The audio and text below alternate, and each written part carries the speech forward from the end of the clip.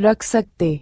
शिक्षित होने के बाद आज़ादी के लिए लोग लड़ाई लड़ेंगे और हम ऐसा होने नहीं देंगे। जो ऐसी सोच रखते थे वह तुच्छ और कायर लोग थे, कूड़े की सोच वाले लोग थे। फिर अंग्रेजों ने कहा, आप निकम्मे हैं, आप नाकारा है, बदमाश हैं, किसी भी काम के नहीं हैं, तू बेकार है। इसको को नाम दे दिया फेल।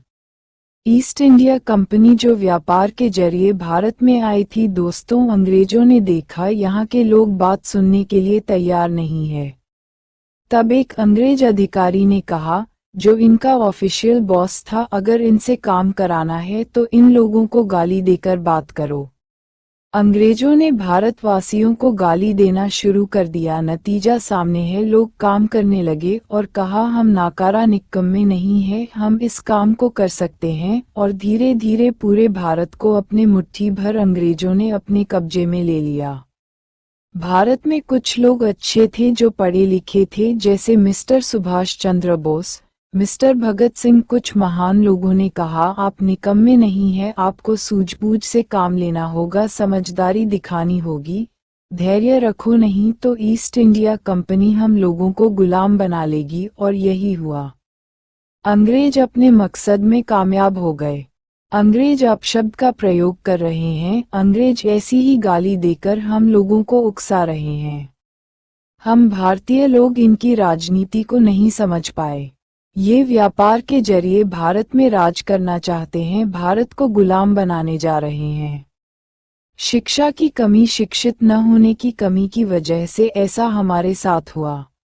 भारत में अगर शिक्षित लोग होते तो ये अंग्रेज लोग कभी भारत पर राज नहीं कर पाते। आज आप देख रहे हो, भारत में हजारों कंपनियां विदेशी हैं, फिर भी सर उठाने की हिम्मत नहीं रखती, क्योंकि अब जान चुके हैं, वो दिन लद चुके जब लोगों को उल्टा सीधा कहकर उनसे उल्टे सीधे काम करवा लिया करते थे। हमारे लोगों ने हमारी बात नहीं सुनी और मेरठ से एक चिंगारी निकली। सन 1857 में मिस्टर मंगल पांडे ने इसे अंजाम दिया और देखते ही देखते पूरे देश में चिंगारी अपना काम कर गई। तब अंग्रेज वापस इंग्लैंड गए और वहां बैठे अपने हुक्मरानों से कहा कि हम भारत को अब ज्यादा समय तक गुलाम नहीं बना सकते। भारत में लोगों ने हथियार उठाने शुरू कर दिए हैं, अब हमें भारत छोड़ना होगा। यूरोप में बैठे अधिकारी कहने लगे, जो व्यक्ति भारत को संभाल सके उस व्यक्ति को सामने लाओ, अगर चलाने की नॉलेज है।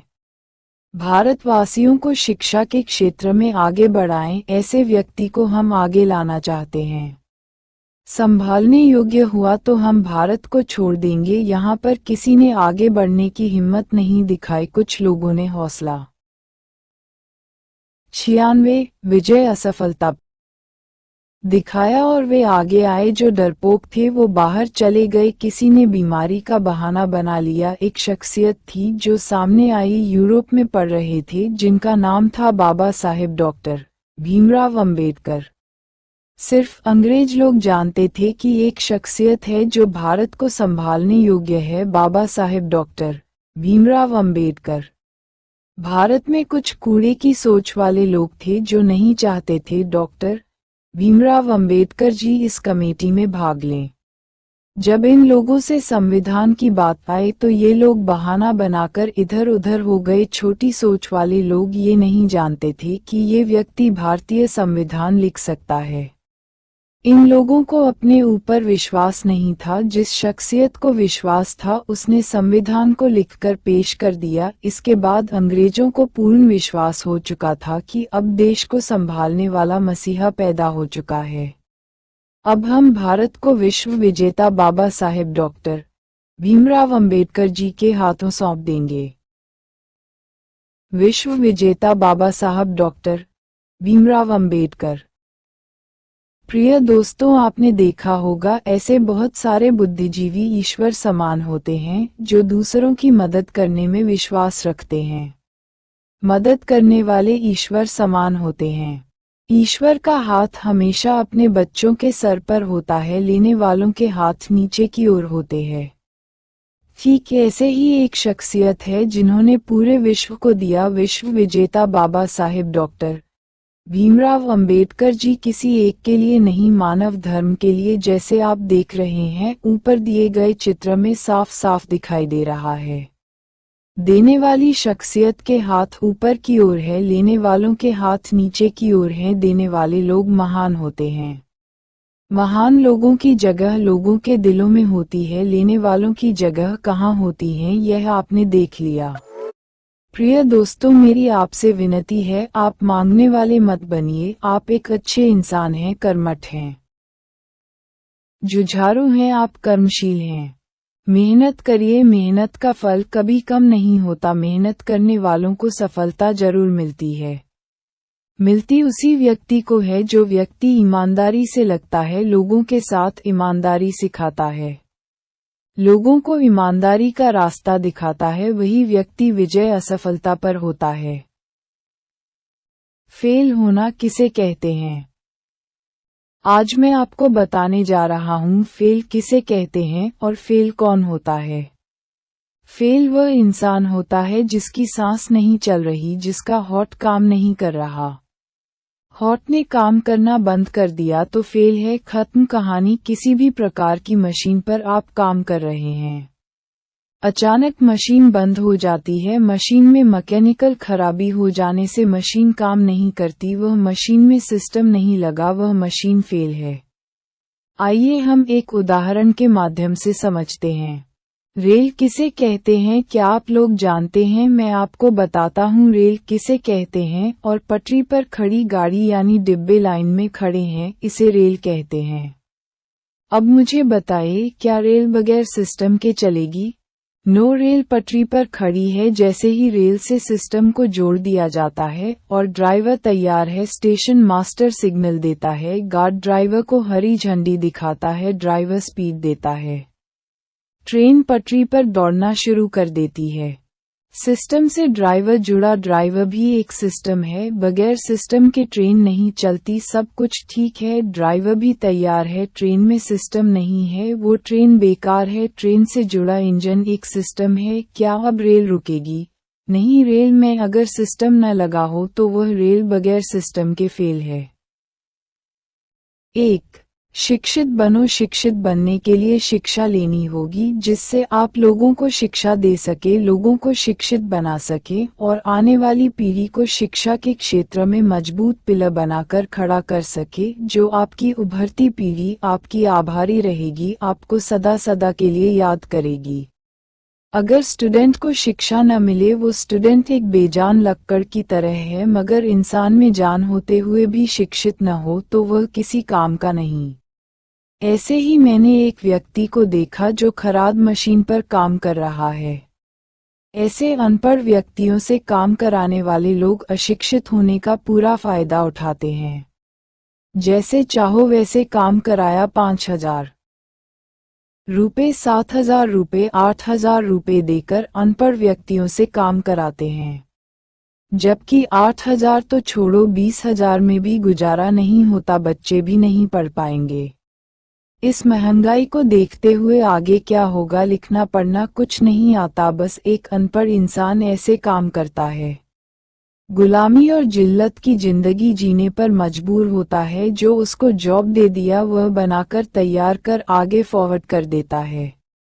अब आप बताइए, अगर पढ़ा लिखा होता तो क्या उद्योग या अपना कोई छोटी मोटी दुकान नहीं खोल लेता?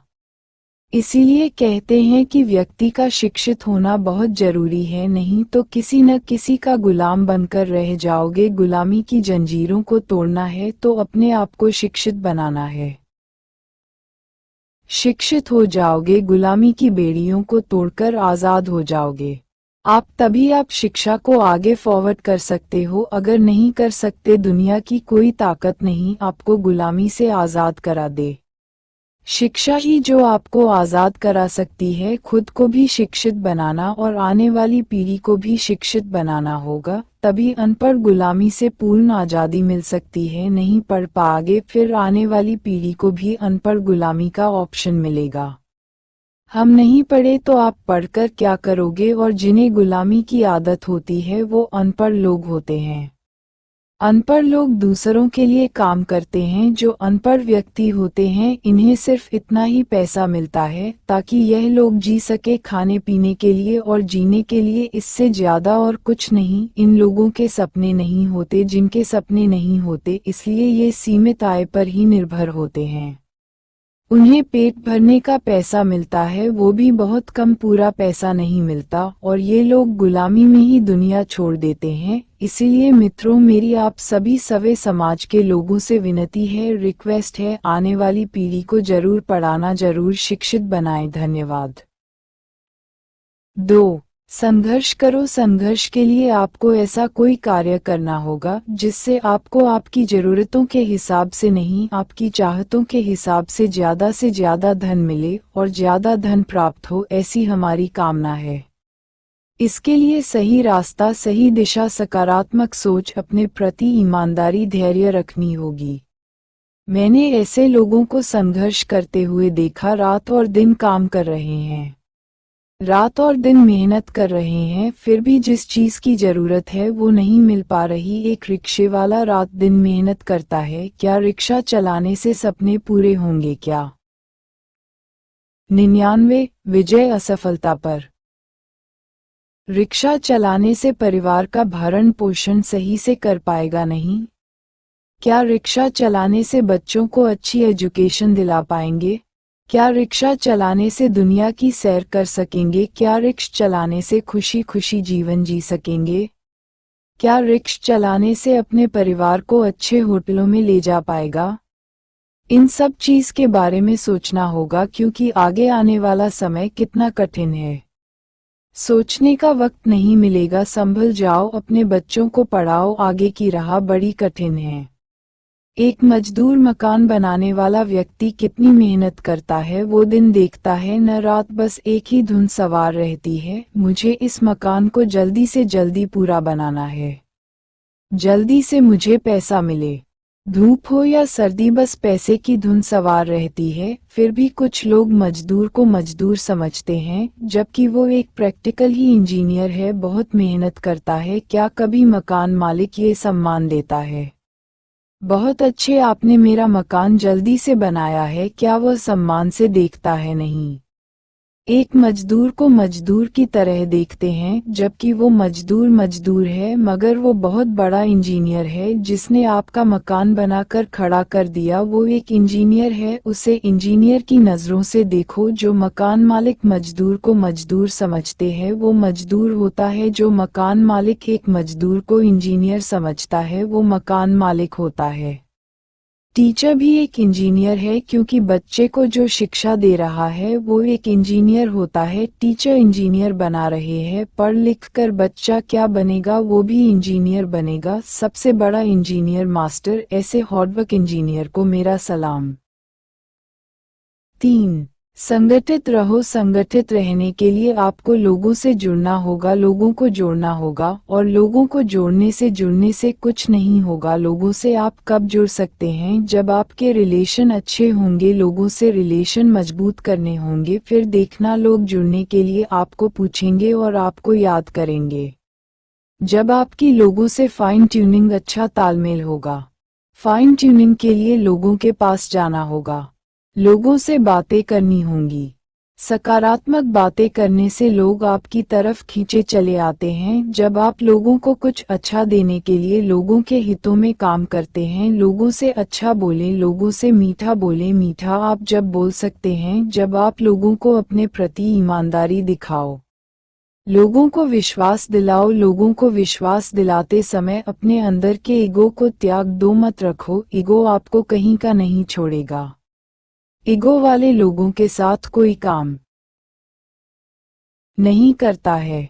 ईगो का सिर्फ एक काम होता है, इमीडिएटली गेट आउट। यहाँ आपकी कोई जगह नहीं। ईगो को त्याग दो, ईमानदारी से काम करो, बहुत बड़ा काम हो जाएगा। आप सफलता की ओर बढ़ना शुरू कर दोगे। ईगो को आपने देखा होगा, जब कोई लड़का अधिक से अधिक एजुकेशन लेता है तो कुछ लोगों के अंदर ईगो आ जाता है, जो ईगो उसे कहीं का नहीं छोड़ता। ईगो वालों से लोग दूर भागते हैं, लोग उसके पास बैठना पसंद नहीं करते। लोगों को ईगो त्यागना होगा, शालीनता से बोलना होगा, धैर्यवान बनना होगा। जो व्यक्ति धैर्यवान होते हैं सफलता उनके कदमों में होती है। Mister missile man APJ Abdul Kalam. जो आदमी सपने नहीं देखता वह आदमी समाज में जाने अनजाने में अपराध करता है। अपराध कौन करता है और कौन नहीं करता? जिस आदमी के सपने पाने योग्य नहीं होते हैं वह आदमी अपराध करता है।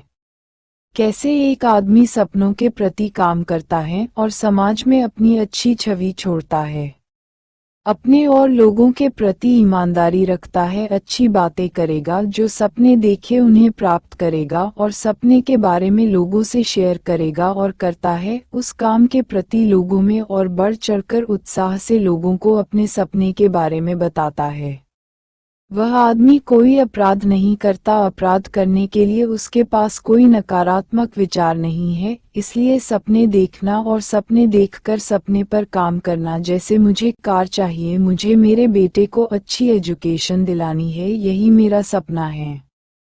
एक वो आदमी होता है जिसके नकारात्मक विचार होते हैं, जिसने सपने नहीं देखे वो आदमी उल्टे पुल्टे काम करता है। जैसे ही वो आदमी के बराबर से एक खूबसूरत लड़की गुजरती है वो बोलता है क्या बात है, आजकल देखती नहीं है, क्या गजब की चाल है, फिर छेड़छाड़ करता है जिसकी वजह से कानून के शिकंजे में फंस जाता है। दोस्त आप ऐसे नहीं हैं, आप अच्छे विचारों वाले इंसान हैं। आप हमेशा सकारात्मक सोचे, सकारात्मक बातें करें, लोगों को सही दिशा में चलने का मार्ग दिखाओ। जो व्यक्ति इस तरह की सोच रखता है वह व्यक्ति महान होता है। 101 विजय असफलता पर।